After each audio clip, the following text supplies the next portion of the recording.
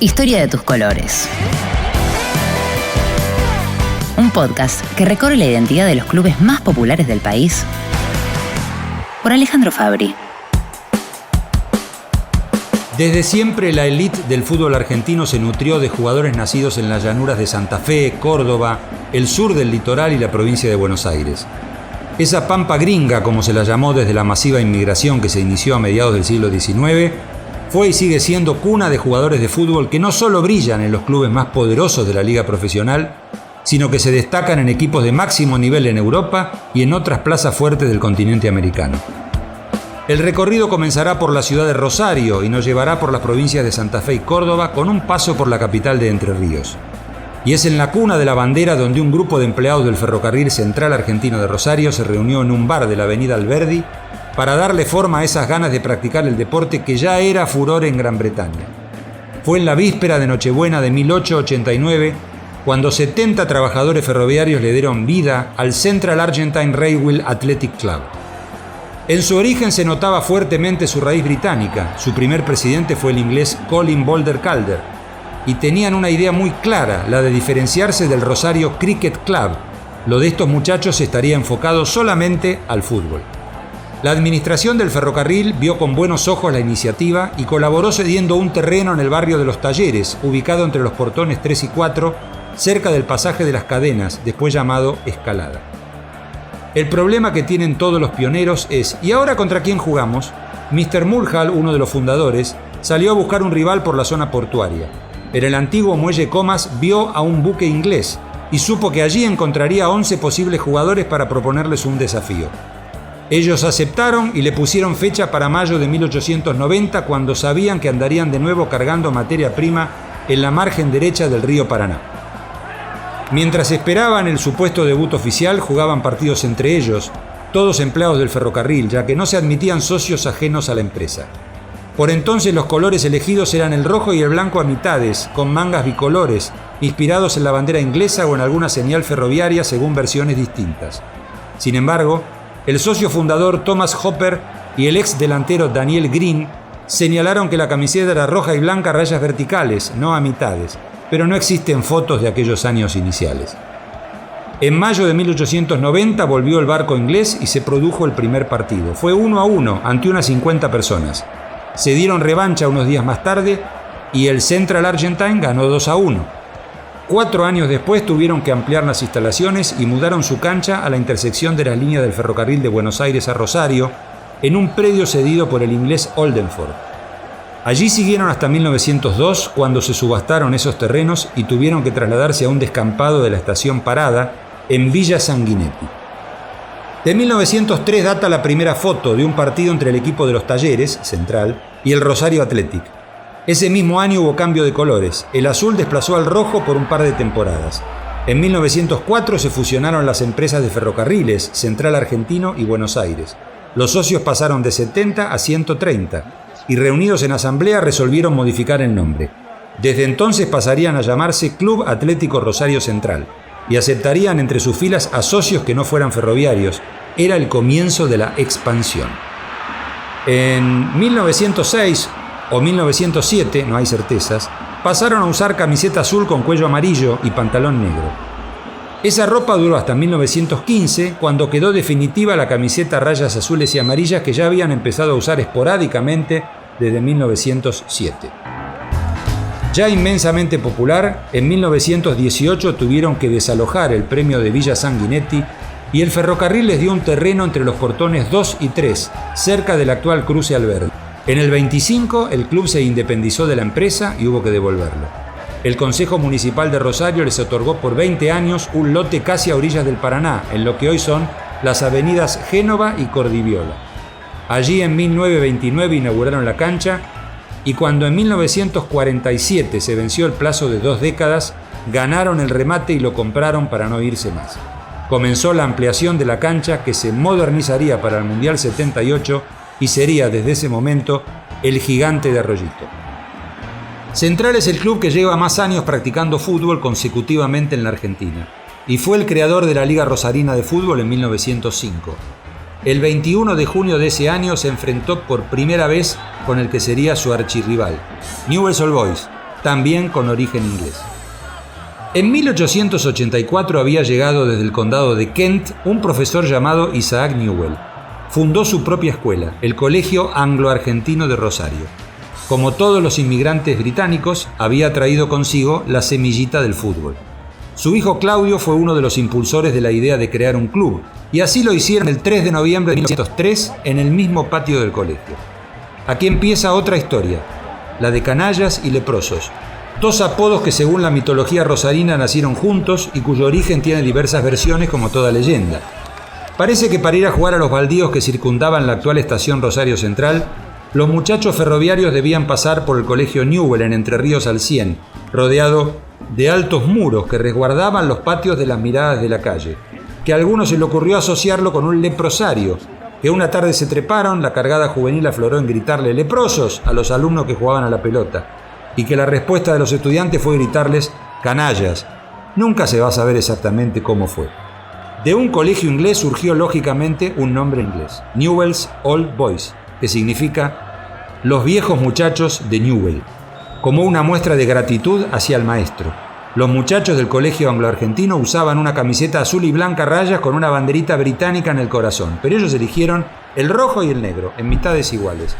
Rojo por la bandera inglesa, la patria de Don Newell, y negra por la alemana, en honor a Margaret Jokinsen, esposa de Don Isaac Newell. Nunca más la cambiaron.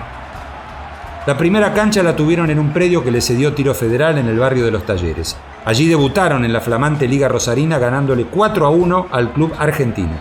En ese mismo torneo jugó por primera vez contra Rosario Central, al que venció 1-0. En 1907 Newell se mudó al barrio Nicasio Villa, hoy Belgrano, hasta que el 23 de julio de 1911 inauguró su nueva cancha enclavada en el Parque de la Independencia, su lugar definitivo. En 1929, cuando ya la casaca rojinegra era respetada y conocida por los futboleros mucho más allá de los límites de Rosario, estrenó su tribuna oficial con una victoria 3-0 sobre Boca. En 1939, junto a su rival de toda la vida, se incorporó a los torneos de AFA para instalar su nombre entre los habituales equipos del fútbol grande. Cuando decimos fútbol grande, quede claro, nos referimos al torneo porteño bonaerense. Central y Newell's fueron invitados por la AFA a jugar en la primera división de nuestra ciudad. Las historias y logros de Central y Newell's podrían llevarnos horas.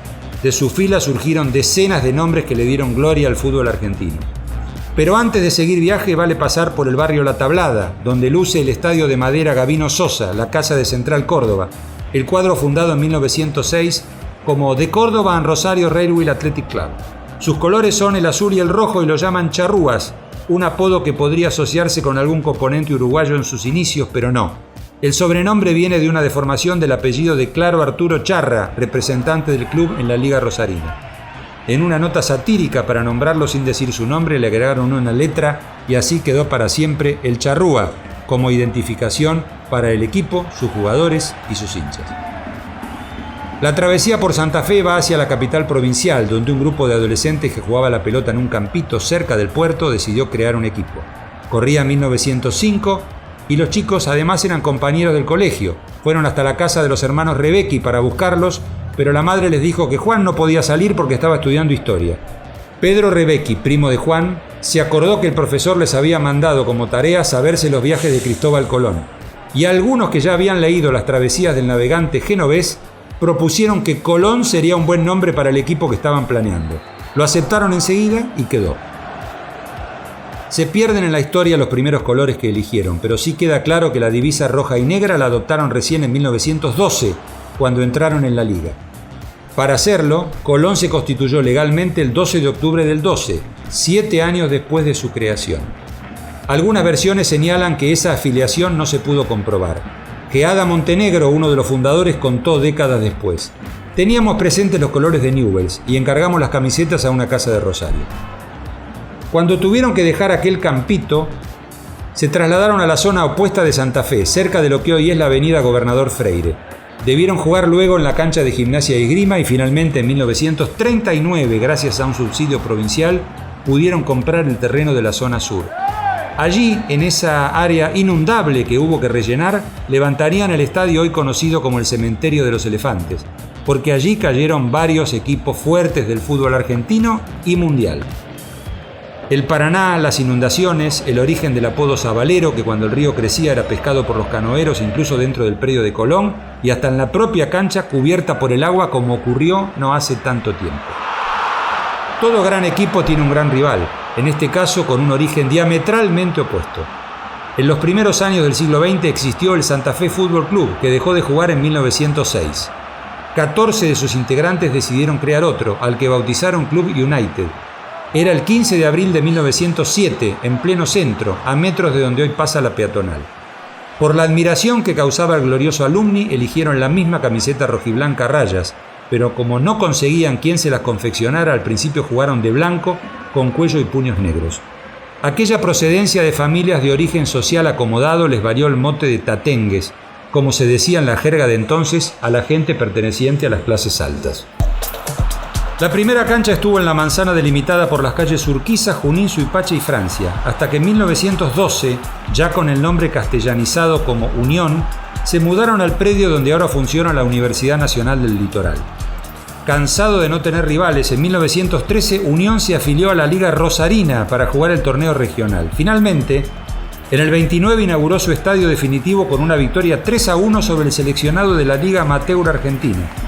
Ubicado en la avenida López y Planes, cerca del Boulevard Pellegrini, fue ampliando considerablemente la cancha durante 9 décadas. Unión se sumó a los torneos de AFA en la Primera B en 1940. Colón lo siguió 8 años después y cada vez alimenta más la pasión del clásico santafesino. Cruzando el túnel subfluvial se llega a Paraná, que desde 2016 tiene una plaza en Primera División, la de Patronato. Su origen se remonta a 1914, cuando el sacerdote Bartolomé Grela consideró que fundar un equipo de fútbol sería una manera de acercar a los niños del barrio a la catequesis. Así nació el Club Atlético Patronato de la Juventud Católica, que desde sus inicios vistió camiseta a rayas roja y negra. Parece que el italiano Grela tenía simpatías con el Milan. El recorrido hace su escala final en Córdoba, donde surgieron por orden de aparición Belgrano, Talleres e Instituto. En 1903 se creó el Club Atlético General Belgrano con los colores celeste y blanco para honrar al creador de la bandera nacional. En el 5 le dieron forma definitiva al labrar el acta correspondiente en el corazón del barrio Alberdi, cerca del centro cordobés. La camiseta celeste llevaba una B blanca en su bolsillo y en el 6 tuvieron que defender su identidad contra otro Belgrano que había surgido en el barrio Nueva Córdoba. Lo resolvieron ganando un partido por 2-1 y quedándose con el nombre. En los años sucesivos los fundadores iniciaron una colecta descomunal que llegó a recaudar 8.000 pesos y pudieron comprar el terreno donde hoy se ubica la cancha.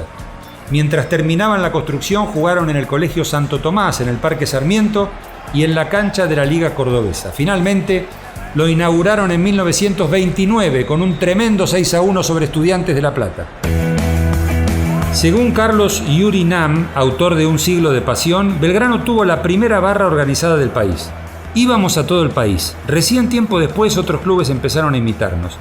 Identificados hoy como piratas, desde que hinchas de Racing de Nueva Italia lo llamaron así tras un incidente en la cancha de Alberdi, lejos de ofenderse, adoptaron la acusación piratas como apodo para siempre. En 1968 fue el primer equipo de Córdoba en acceder a los torneos nacionales de AFA y en 1991 alcanzaron la Primera División.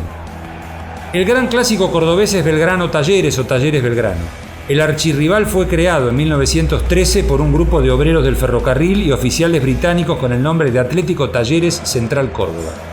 Su primer terreno quedaba en pleno barrio Inglés, hoy barrio Pueyrredón. Thomas Lawson, inglés también, fue el primer presidente y consiguió la afiliación a la Liga Cordobesa en 1914. La camiseta era rayas blanca y bordó. El debut no pudo ser más polémico y picante, justamente contra Belgrano, pero los ferroviarios se retiraron de la cancha cuando el árbitro convalidó un gol celeste. Se desafiliaron de la liga, pero recapacitaron y en unos meses volvieron a sumarse. Había nacido una rivalidad desde el primer partido de su historia. En 1917 pasaron a llamarse Club Atlético Talleres y cambiaron el bordó por el azul. Empezaron a buscar y encontrar una camiseta con bastones azules y blancos. Vinieron años de crecimiento. En el 31 inauguraron su cancha en la zona llamada Jardín Espinosa, en el sureste de la ciudad. Para todos los hinchas de Talleres esa es la boutique, especialmente por su cambio de fisonomía cuando la pintaron y la inscribieron propagandas publicitarias sobre sus paredones. Dicen que por sus pequeñas dimensiones y su colorido, el estadio daba la impresión de ser una tienda, una boutique.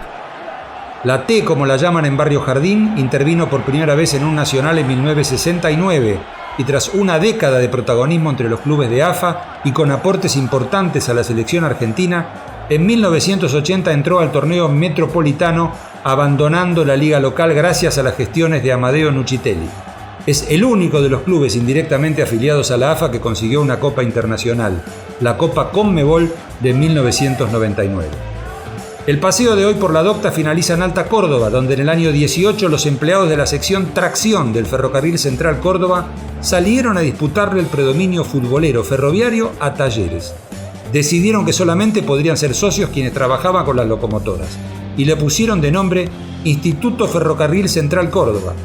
Lo particular del nombre viene del lado de Guillermo Dundas, jefe de la sección Tracción, quien había sido presidente del Instituto Junín y admiraba al ya extinto Alumni, del que tomaron su camiseta.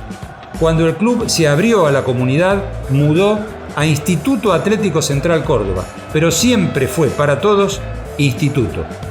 Afiliado prácticamente enseguida a la liga, fue campeón del 25, 26, 27 y 28, con un grupo extraordinario de jugadores que le valieron el apodo del glorioso cordobés, que luego el ingenio popular acortó en La Gloria.